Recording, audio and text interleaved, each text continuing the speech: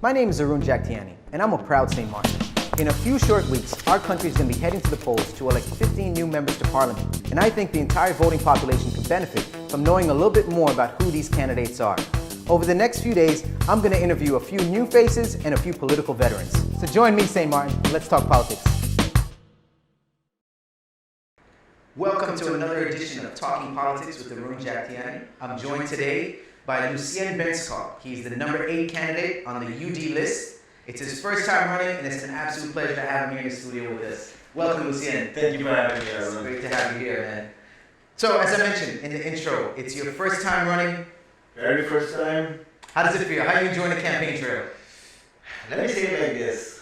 It is a whole new, different world, a whole different experience. It's not something you can actually prepare anybody for. Right. It has so many facets that basically you have to pay attention to. The whole campaigning.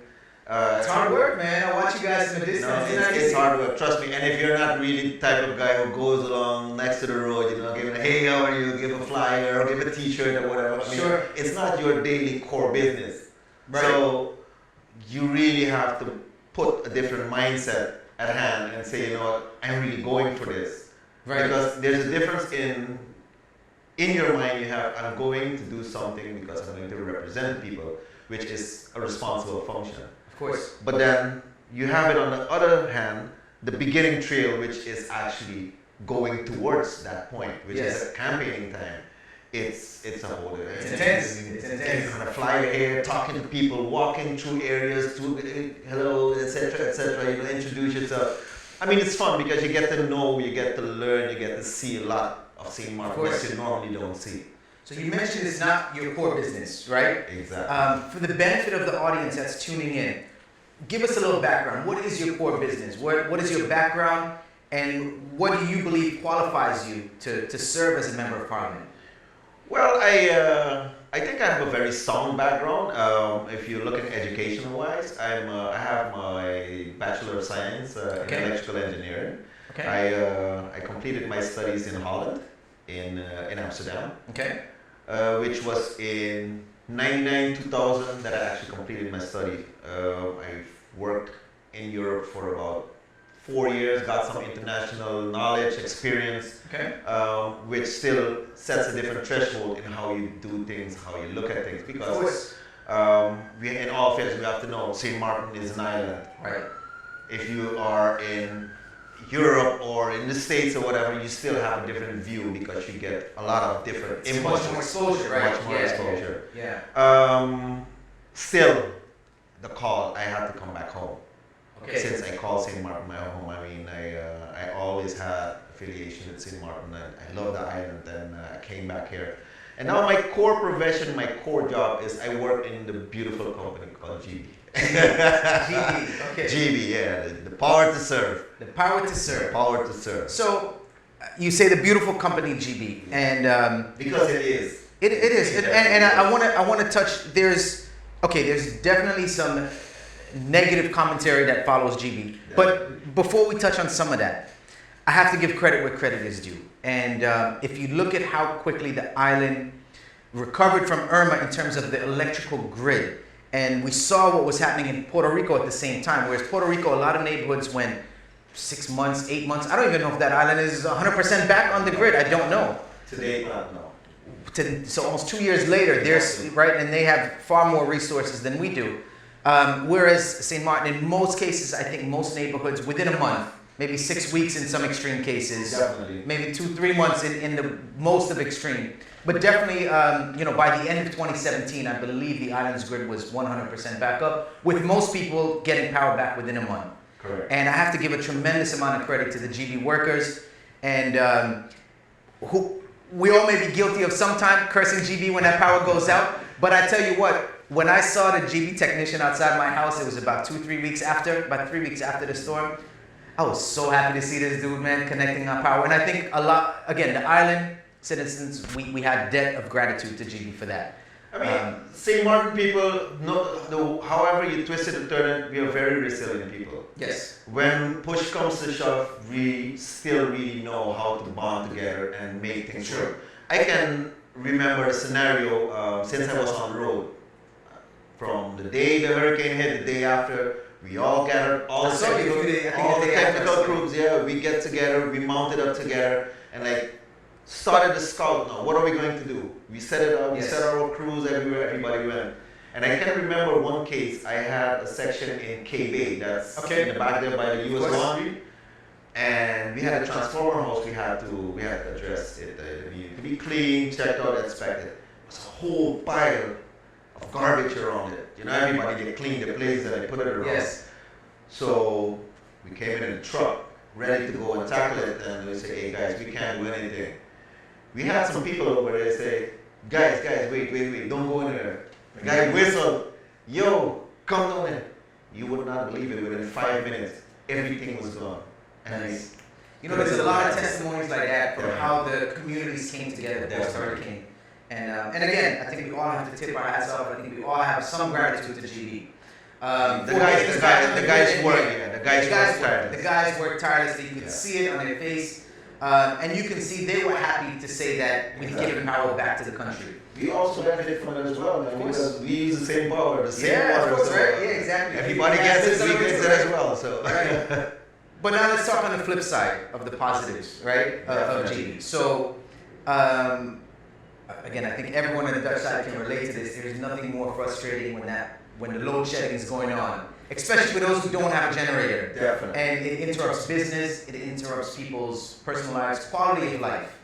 In this day and age, okay, with the exception of hurricane or extreme weather, that kind of stuff, but on a normal day, citizens expect to have power. And in this day and age, I believe the technology is there where we should have sustainable energy. Definitely. What can GB be doing better? It's not only what GB can be doing better, but it's a combination of what the whole philosophy and idea is also with government. GB is a government-owned company as well. Yes. Meaning if you want to implement certain technologies, talking about renewable, sustainable energy, you also need to get consultation from the government. They have to give their input. Listen, we're doing this, we're not doing this. On St. Martin, we have one of the biggest challenges we have is property. Okay. If you want to think, the most applicable solution for St. Martin still is solar energy. The whole Caribbean, basically here around us, that's what you more or less, we do not have consistent wind in order for instance to put wind turbines. Correct. We're not like Curacao, where you do that. Right. They have the constant wave Bonaire, they have the constant breeze, so it is reliable to put a source of energy production in the form of wind energy. We cannot do geothermal, we cannot do hydro, because we do not have those dynamics in order to go that direction. Okay. So we're basically facing the one most feasible component, well, it's the second one that's basically generation from incinerating waste, which is also a form which you can also utilize. But I'll get to that. But the solar part, land is an issue. And as you know, we have very scarce amounts of land here, especially government land. And dealing with the public, fair to say that a lot of land that is people who own the property. Of course. They want top dollar. They want top dollar for us. We had numerous tours written, we had numerous projects set out, and listen, this is where we had consultants coming in, etc. At a certain point, it always comes to dollars and cents, because when they do a proposal, it is based on the installation. Now you have to go and negotiate with the property owners and listen, how much are you leasing a square foot of land for me? Now when you add up those costs, basically what you get is that the rate that you would have to implement, that the people would pay, it's not feasible. So it's cheaper to produce with the way we are producing right now, with its fossil fuel, than to go down that road. Because of the land costs to set up the solar. Exactly. So what about having an energy policy where you see in a lot of advanced countries, or a lot of European nations have this now, where you incentivize the community to create solar. So if they may not be big land areas to do solar farms necessary, but people can put solar panels on their roof. There's new technology where I don't know how much of this is effective or not, but there's solar paints I've seen, solar windows. There's all these different things. A lot of them are still in test stage. Yeah. Of course, but the solar panels, right? Yeah. What is the possibility, or why can't we have an energy policy that would allow the citizens to put it back into the grid? Well, Arun, I'm going to tell you there is an energy policy for St. Martin, with specific guidelines in how we're going to reach there, which actually it was set for 2020 to 2025 that we needed to have a certain amount of renewable energy implemented. We did not get there yet. But concerning your point pertaining to residents having it on the roof, we actually, I did that study and I have the reports as well. The reports are available by GB Management, in where you apply net metering. So basically what they produce, what they excessively produce, they pump it back into the grid. Right. There is a grid study done, there has been a study done in what the feedback tariff would be, etc. But again, when you have governments that you start at a certain point and you never get to finish your term to implement whatever you have in your program, it every time breaks the process again. So the constant changing of the guard, or the constant shifting of power, has prevented any kind of continuity, right? There's been no consistency. It definitely does. And you think that's the biggest reason why we've not seen an energy because plan? everybody has their own program. And, well, not their own program alone, they have their own preferences. Okay. Everybody, every party that comes in, every new government that comes in, they set their first priorities in a different way because of also the way maybe how they campaign and what they promoted. Right. Now, the one comes in, we set it out, and at a certain point, I'm just going to give you a simple example, and that's just logic for people to think in when we're talking about it causes instability. If you go in as a government, right? Yeah. You start day one. Everybody sets up, you get familiarized. Say about a month, 2 months is gone because you got to familiarize with everything that's going on. Now you set up a specific project that you would like to execute. You set out a tender that goes out publicly. The tender most of the time takes about a month. It can take 2 months before you get the bids in, etc. Now you got to process the bids. Takes another month. Can take another 2 months depending on the magnitude of the project. How much are we talking? We're talking 5 months already, 5 to 6 months already. Of course, before everything is... Now, if you actually want to execute a project of that magnitude, you're talking about at least a year, half a year before it actually matures, that you complete it and that you can implement it. Now, if government falls every 11 months, now you tell me how that works. It cannot work, and people really have to start thinking, and I'm not talking about citizens, but also everybody who joins the political arena, everybody that sits and goes in that responsible seat. Think about when you are doing your actions, that whatever you choose, be it that you cannot come to a consensus at that point or whatever, but these are the results that we have to deal with. The consequences, that punish all of society. Exactly, because you start over and over and over and you never get the momentum that's needed. Right. It's really patchwork. Look at our roads, it's just patchwork. Just basically you can compare it with that because you just do a small little thing, but there is no consistency. And so what's inspired you? You've got an important position within GB. Fairly to say. Yeah, an important position. It's you've got a good educated background. What's inspired you to possibly look at a career change now and go into the political arena? Well, Arun, I don't know if you would say career change. I think it came more from deep within in that I wanted to do something. You see a lot of things that are being said but not being done. I'm a hands-on guy. I have a lot of people who just come in, do the talk, do the nice talk. Again, like I was telling you about the handout flyers. Yes. Everybody can tell you the nice story. And if you follow it, it's actually a very consistent story because it touches the same topics every party, every year again. Right. Okay. I have a different, and it's also in my trade, probably also from my old being. That's just me. I'm a hands-on guy. I want to go in and actually start. So you see the problem, you want to try to fix exactly. yourself.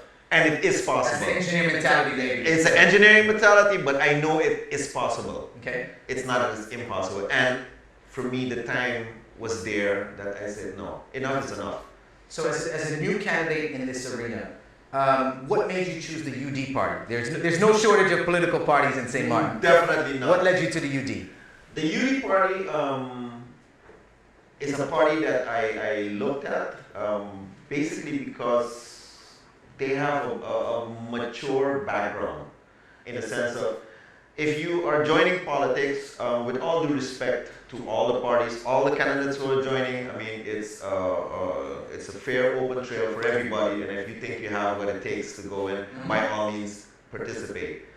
But I do believe that running a country and running a little toko shop there's a big gap in between. You do not go and say, hey, okay, I have a little store that I manage 2-3 people, and now I'm going to run a country. Now I can lead the whole country. Right. It doesn't work like that. And I think a lot of people have that misconception that, yeah, well, I did this before somewhere in the past, so now, no.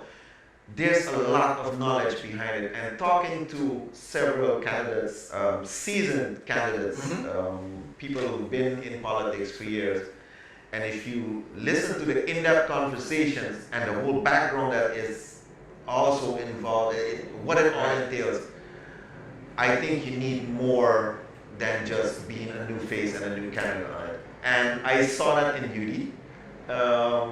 Also, it's not a big slate. We have 11 candidates. Yes. But everybody has their specific trade. We're talking from lawyers. You're talking from financial people. I mean, we have a very diverse but solid base in knowledge. Okay. Small core group of people who I believe can do the job. Okay. So if you're elected, yeah, and the people of St. Martin put their faith in you to serve, Which would be great. Parliament. What's at the top of your agenda? So day one, you go into Parliament. What is the first thing you want to accomplish? What would you want to accomplish? That's a very good. I would like to revitalize the whole image of our island. Okay. Okay, we have a core source of income, which is tourists. Yes. I don't know if you've been driving around St. Martin. I guess you do. You drive around every day. You're in the real estate as well, so you see what is going on. Now you mentally, you just draw a picture when you drive in from the harbor or from the airport and you drive into St. Martin and you just visualize and see what you see. I honestly, as much as I love St. Martin, it amazes me that tourists actually still choose to say, I'm coming to St. Martin. Okay. Okay? We have to change that. We have to change the mentality. We have to make sure that people start appreciating this place that we call home. Right. You know?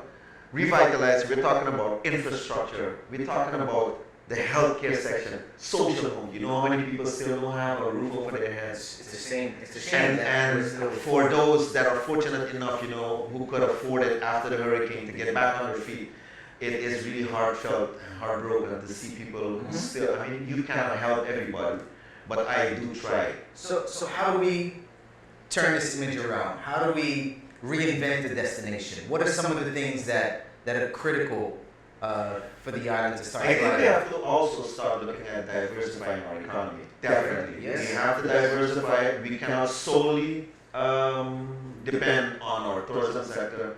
I have numerous stocks with different facets in the community.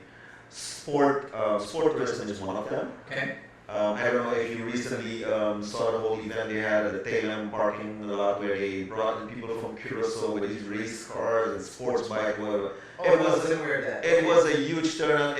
You have no idea how much potential we actually have on the island. Oh, absolutely, yeah. We have sport organizations, I'm talking soccer organizations, who deal with CONCACAF, who deal with FIFA. Sure. They are certified to actually execute, but they do not have the support from government. To They actually don't have do it. the authority or Exactly. the resources. So all of those things, there's so many, it's $1 million industries that we are not utilizing. You heard as well that they're talking about, for instance, the topic of diversifying in legalizing marijuana. I'm glad you brought it up.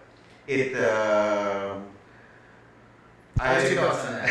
Let me say, You know, the marijuana topic is a very controversial topic. Some people think about it in one way, others.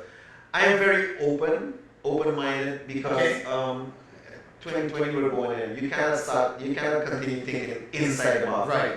The world is changing, population is changing, everything is changing. The generation that's coming up right now, if you are not up to speed and up to par, you will surely miss out. Right. It's not going to work. You have to cater for those as well. You have to cater for that industry as well. It is a $1 billion industry. Absolutely. Yeah. It's one of the fastest growing industries worldwide. But I do believe that you still, especially for recreational use, you still have to regulate it. It shouldn't be a free for all, and it's like because you're trying to prevent to also get an image as St. Martin being the weed family friendly, right? Family friendly, but not the weed growing.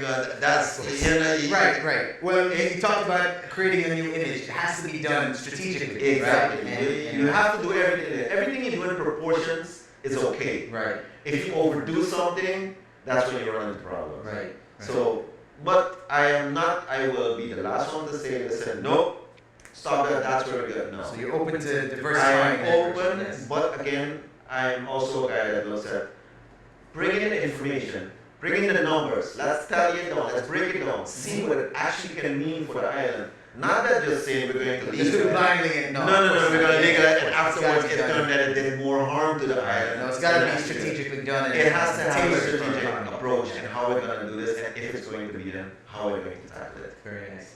Lucien, it's been an absolute pleasure speaking with you. In the interest of time, we've got to wrap this up, but I do want to wish you all the best on the campaign trail and also give you an opportunity to speak directly to the voters. So if you want to send a closing message to them and let them know what they should be thinking on January 9th. Sure, definitely. Voters, you know, I'm not the kind of guy who's going to tell you, vote for Lucien. No, that's not what I'm going to do. But what I will tell you is make a conscious vote. Make sure you go to vote. You have a right. Make sure you utilize your right. There's a lot of people in this world who do not have the opportunity to actually go and cast their vote. You can go out and you can make a change. Make sure you go out on the 9th of January. And believe it in me, I will make sure that I do what I have to do for you, St. Martin. Vote Lucien Benschop, candidate number 8 on the UD list. Thank you very much. Lucien, thank you so much for giving us your time. It's been an absolute pleasure speaking with you. I wish you much success in the campaign trail, man. Thank you very much. Thank you. And thank you to all the viewers that tuned in. We've got another episode coming at you tomorrow. And like always, we welcome your feedback in the comment section below.